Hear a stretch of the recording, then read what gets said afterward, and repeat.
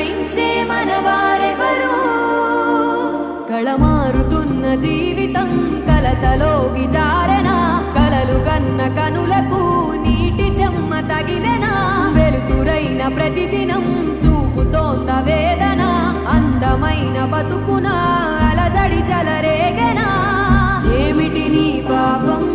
ఏమిటి నీ నేరం చీకటి ముసిరిందే చిటికల్లోనా